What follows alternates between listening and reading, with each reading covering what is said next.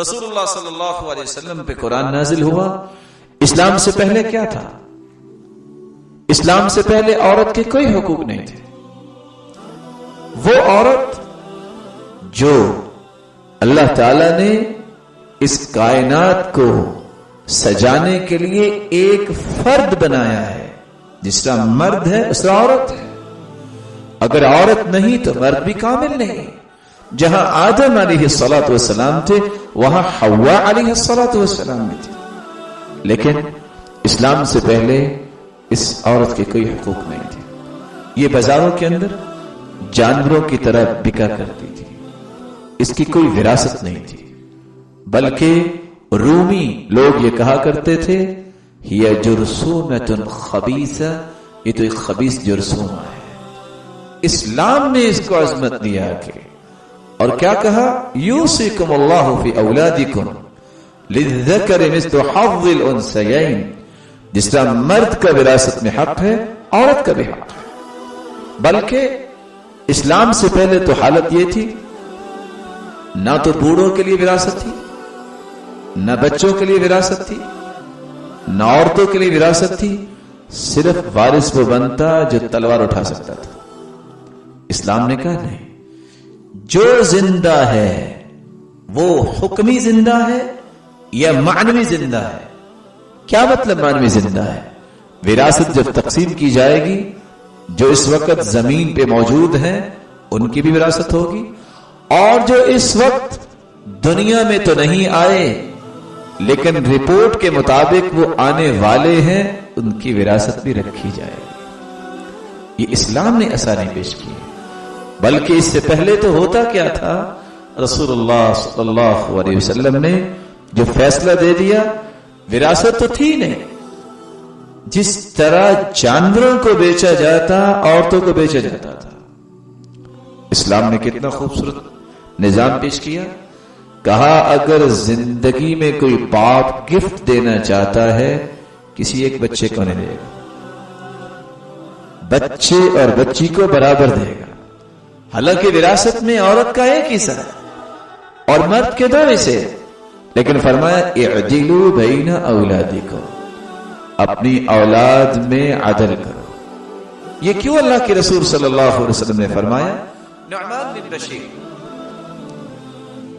بشیر کا بیٹا نعمان، بشیر کو بڑی خوشی ہوئی رضی اللہ تعالیٰ عنہ. انہوں نے اپنے بیٹے کو ایک تحفہ دیا. ان کی بیوی تھی عمرہ بنت عبد الرحمن. کہا آپ نے اس کو گفٹ کیا ہے، میں اس وقت تک راضی نہیں ہوں گی جب تک اللہ کے رسول سے فیصلہ نہیں لے لوں. کہا چلو. دونوں میاں بیوی اللہ کے رسول کے پاس آ گئے. رسول اللہ صلی اللہ علیہ وسلم نے فرمایا اس اکیلے کو دیا ہے باقی اولاد کو بھی دیا ہے؟ قال لا، میں نے تو نہیں دیا. فرمایا پھر کیسے آئے ہو؟ کہا آپ کو گواہ بنانے آیا. فرمایا انی لا اشہد علی جور، میں ظلم پہ گواہ نہیں بن سکتا. کہ اللہ کیسے ظلم؟ کہا تم نے اس کو تحفہ دیا ہے باقی اولاد کو بھی دو یا اس سے بھی واپس لے دو. باقی کون تھا؟ ایک بہن تھی جس کا نام تھا ابیہ. کہا جتنا گفٹ اس کو دیا ہے اس کی بہن کو بھی دو. اسلام نے یہ خوبصورتی پیش کی ہے. اتفاق ایسا ہے کہ آج مسلمان ان باتوں کو ویسے ہی بھول گئے. باپ شادی بیٹے کی بھی کرتا ہے، شادی بیٹی کی بھی کرتا ہے، لیکن جب بھی گفٹ ہوتا ہے بیٹے کے ہوتا ہے اور بیٹی محروم ہو جاتی ہے.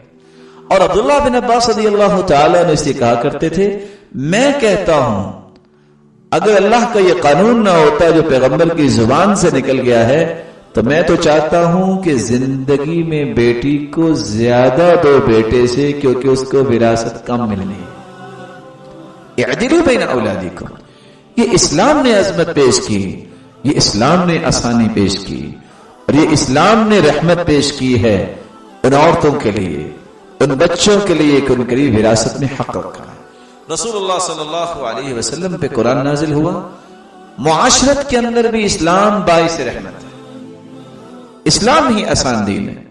معاشرت کیا مطلب؟ اسلام سے پہلے اگر کسی شخص کا نباہ نہیں ہوتا تھا کسی عورت سے اس کا علاج کیا تھا؟ عورت کو ایک کمرے میں بند کر دیا جاتا حتی یتوفاہن الموت، اور اس کی طلاق کیا تھی؟ بس کمرے میں بند اور وہ مر جاتی۔ اتنا ظلم، اتنا استبداد ایک ذات کے ساتھ، لیکن اسلام نے کیا کہا؟ الطلاق مرتان فامساک بمعروف وتسریح باحسان، طلاق تم 2 مرتبہ دو، طلقۃ وطلقہ، طہر کی حالت میں تم ایک طلاق دو، کب؟ جب سارے کے سارے معاملات تم نے اختیار کر لیے اور نباہ نہیں ہو رہا۔ معاملات کیا ہے؟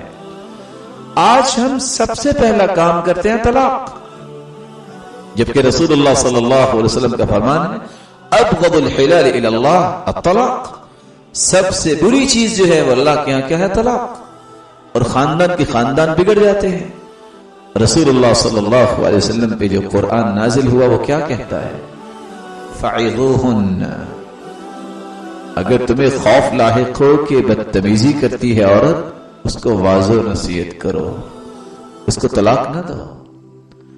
واہجروہن فی المضاجع، اگر واعظ و نصیحت اثر ختم کر گیا ہے اس کا اور اثر چھوڑ گئی ہے واعظ و نصیحت، تو پھر اس کا بستر الگ کر دو۔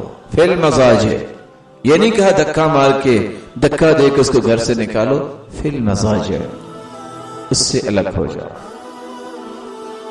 واضربوہن، واعظ و نصیحت کام نہیں کر رہے، بستر الگ کیا ہے، کام نہیں بنا، تم سرزنش کر سکتے ہو، لیکن کیسے؟ رومال کے ساتھ، یا اپنے ہاتھ کے ساتھ، یا مسواک کے ساتھ، غیر مبرح۔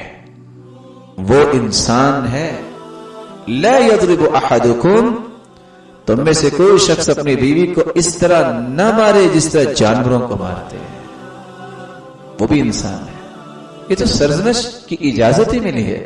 ہوا یہ کہ ایک شخص جس کی بیوی نے اس کے ساتھ بہت بدتمیزی کی، اس نے ایک تھپڑ لگا دیا، رسول اللہ صلی اللہ علیہ وسلم کے پاس ہے اور اللہ کے رسول سخت ناراض ہوئے۔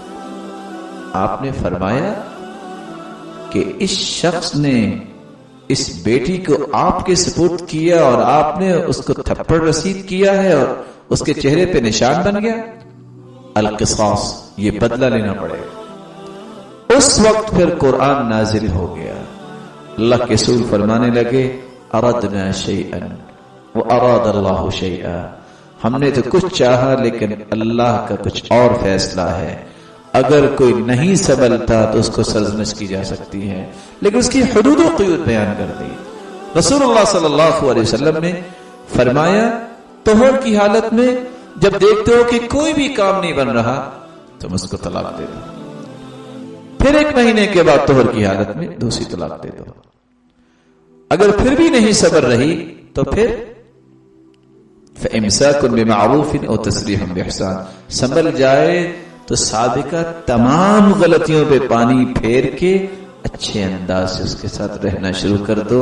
لیکن اگر سمجھتے ہو کہ یہ کام نہیں بن سکتا تو احسان کر کے اس کو فارغ کرو۔ اسلام کی خوبصورتی دیکھیے کہ وہ طلاق بھی دلوا رہا ہے تو کس طرح؟ احسان کرو۔ یہ کوئی طلاق کا طریقہ نہیں ہے کہ ساتھ سینکڑوں اس پہ الزامات لگاؤ اور سینکڑوں ظلم اس پہ ڈھاؤ اور پھر طلاق بھی دو۔ طلاق کا طریقہ ہے احسان کر کے فارغ کرو۔ اور اسلام سے پہلے کیا تھا؟ کمرے میں بند کر دیا جاتا جب تک کہ اسے موت نہ آئے۔